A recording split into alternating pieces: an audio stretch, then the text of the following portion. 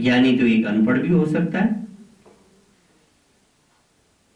उसे अपनी आत्मा का अनुभूति हो जाए तो वहां पर विद्वता की आवश्यकता थोड़ी है। विद्वता तो आप कितनी भी अर्जित कर लीजिए, जितने मर्जी शास्त्र पढ़ लीजिए, उतनी आपके अंदर विद्वता आ जाएगी, उतने आपके अंदर भागपटुता आ जाएगी, लेकिन ज्ञान नहीं होगा।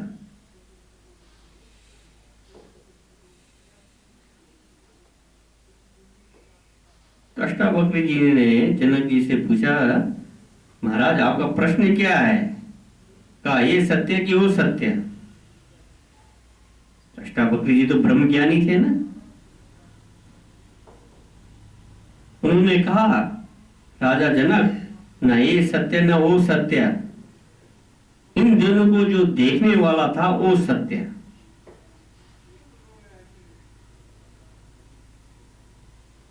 सब अचरज में पड़ गए। तब जनक जी ने बताया कि मुझे इस तरह का सपना हुआ था।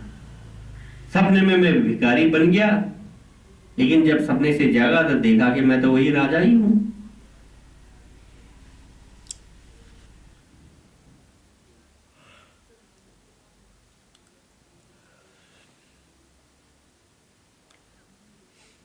उन्होंने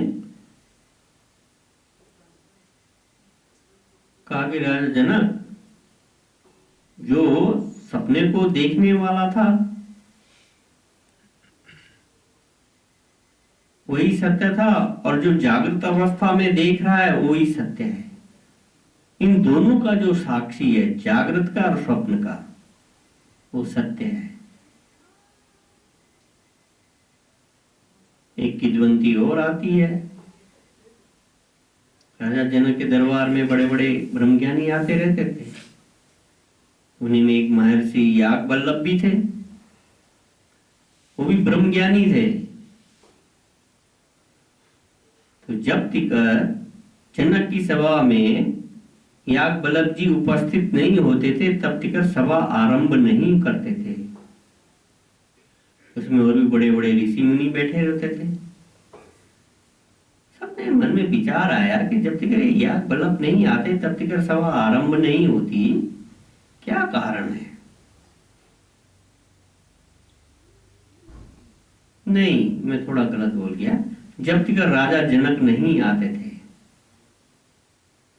तब तक जो याज्ञवल्क्य ऋषि थे ना, वो प्रवचन नहीं करते थे। सब ऋषि मुनि को आश्चर्य हुआ कि हम लोग कब बैठ आकर के बैठते हैं, लेकिन याज्ञवल्क्य जी उपदेश नहीं करते जब तक राजा जनक नहीं आते।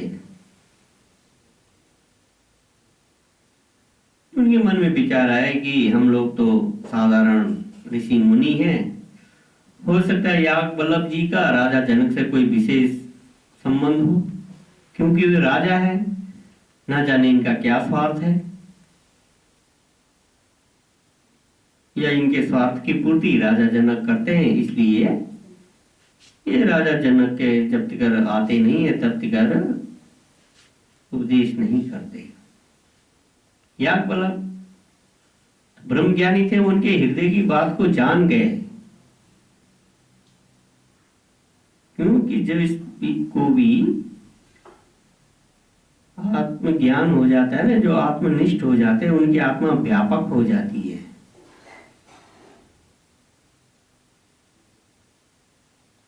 उन्होंने देखा, हो इन सब ऋषि मुनियों के मन में मेरे प्रति ऐसी शंका उत्पन्न हुई है कि शायद मेरे राजा जनक से कुछ लेता हूं, इसलिए जब तक राजा जनक नहीं आते तो मैं उपदेश नहीं करता हूं। उन्होंने अपनी माया रची, सब बैठ गए, राजा जनक भी आकर के बैठ गए। उन्होंने प्रवचन करने लगे। प्रवचन करते करते उन्होंने अपनी माया से ही एक आदमी बनाया, दौड़ा दौड़ा आया। राजा जनक का, महाराज आपके महल में आग लग गई। राजा जनक शांत बैठे रहे। थोड़ी देर में दूसरा आदमी भागा हुआ आया, महाराज अब आग जो है वो महल से बाहर फैल गई है। राजा जनक फिर भी शांत याज्ञवल्क्य का प्रवचन सुनते रहे। तीसरा आदमी आया कि महाराज अब तो महल से बाहर शहर में आग फैल गई है। वो फिर भी शांत बैठे रहे। तो चौथा आदमी आया, उसने कहा महाराज अब तो शहर के बाहर भी जो है आग फैल चुकी है। उन्होंने कहा मेरा क्या जाएगा। जब उन ऋषि मुनियों ने सुना कि अग्नि जो है वो शहर से बाहर फैल गई, तो उनको फिर अपनी अपनी चिंताएं होने लगी, अपनी कुटियाओं की।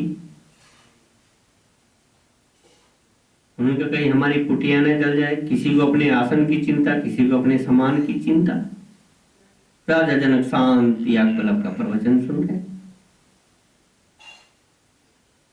उन्होंने कहा अब कैसे उठा जाए यहां से। तो उनमें से धीरे से एक उठा, उसने अपने कान में जनेऊ लपेटा। पहले जमाने में जब लोग लघु शंका के लिए किसी चीज की सोच के लिए जाते थे तो जनेऊ को कान में टांग लेते थे, क्योंकि एक नियम था, नाभि से नीचे जब तक जनेऊ रहता है तब तक ना तो लघु शंका की जाती है न सोच की जाती है।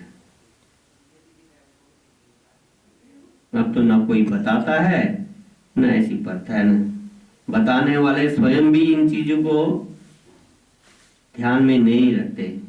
हम सभी के लिए नहीं कह रहे, अभी भी कुछ लोग हैं ऐसे जो नियमों का पालन करते हैं, वस्तुतः बहुत कम। एक गया, दूसरे ने भी अपना जनेऊ उठाया, कान में लपेटा, वो भी चला। तीसरे ने भी अपना कमंडल उठाया, कान में जनेऊ लपेटा, चलते बने। जब सारे चले गए, राजा जनक शांत चित बैठे रहे। थोड़ी देर में सब अपना सा मुंह लेकर के आ गए, क्योंकि बाहर तो कुछ था ही नहीं, कहीं अग्नि लगी ही नहीं थी। ने वो तो याज्ञवल्क्य का अपनी एक माया का खेल था। सब शर्मिंदे होकर के बैठ गए। तब याज्ञवल्क्य ने कहा देखा, मैं क्यों नहीं जब तक राजा जनक सभा में उपस्थित होते थे प्रवचन इसीलिए नहीं करता था, क्योंकि आप लोग अभी इस ब्रह्म ज्ञान के अधिकारी नहीं बने। राजा जनक अधिकारी है। सज्जनों, भीड़ से कोई मतलब नहीं होता ना, पात्र चाहिए। जब तक हमारे अंदर पात्रता नहीं होगी ये ज्ञान नहीं टिकता। इसके लिए अपने को पात्र बनाना पड़ता है। ये ब्रह्म विद्या इतनी सरल चीज नहीं है, इसीलिए हम बार बार कहते हैं कि सर्वप्रथम जो है अंतःकरण की शुद्धि आवश्यक है, क्योंकि जब पात्र साफ होगा तभी उसमें ठहरेगा। इसलिए आप लोग इतने दिन से सुनते आ रहे हैं,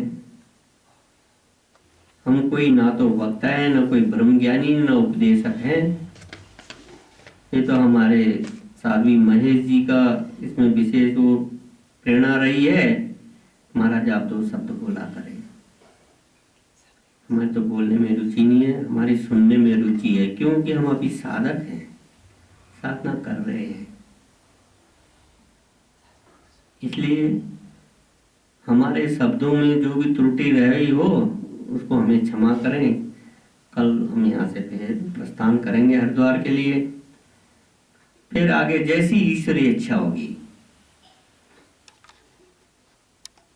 तो जैसे ही थे, उनके भी दो हाथ पैर थे, दो आंखें और कान थे।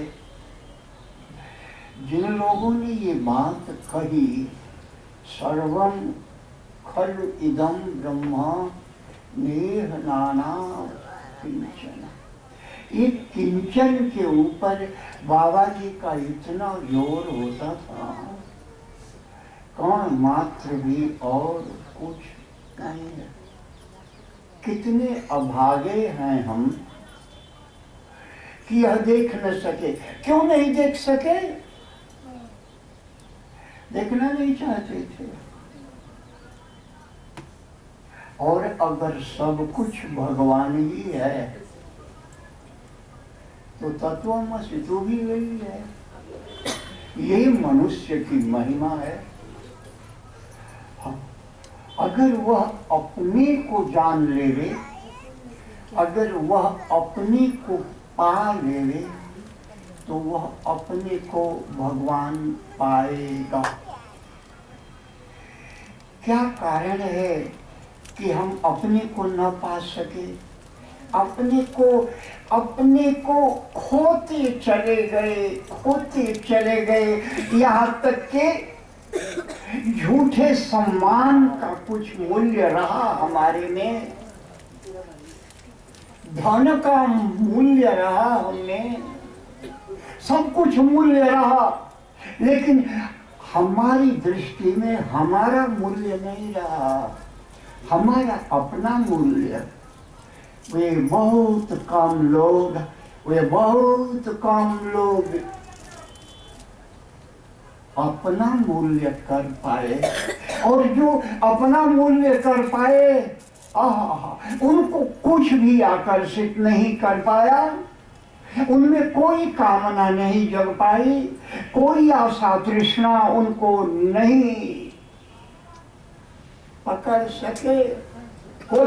हाँ, बाबा एक वाक्य कहते थे, धरती पर जो कुछ भी है सब देखो। हमें कहानी कहने नहीं आती, कहानी कहने का समय भी नहीं है, कुछ सही बातें। क्यों? एक बार गुरुदेव नाराज हुए, कारण कुछ रहा होगा। उन्होंने एक वाक्य कहा, झूठ के लिए जीने से सत्य के लिए मर जाना अच्छा है।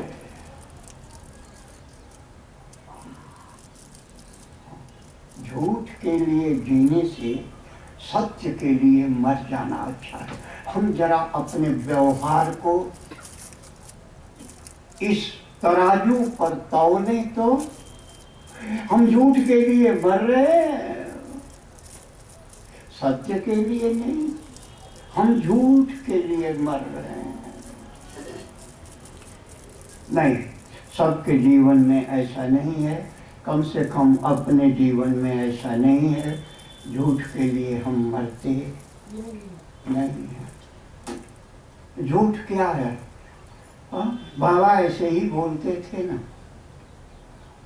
तेरे को दिखता नहीं है क्या? तेरा यह शरीर सत्य है क्या? ये जो संसार दिख रहा है सत्य है?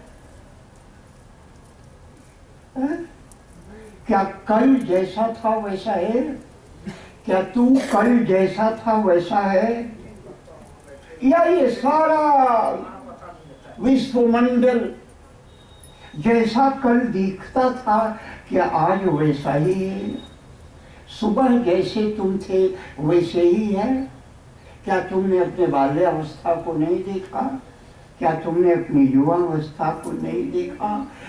अरे इस जंगल को, पहाड़ को, सबको देख, तू आंख खोल करके देख, क्या ये सत्य है? सुबह का मित्र शाम को शत्रु हो जाता है, सुबह का शत्रु शाम को मित्र हो जाता है, सुबह के अपने शाम को पराये हो जाते हैं, शाम को पराये सुबह को अपने हो जाते हैं। ये तेरा अनुभव है कि नहीं है?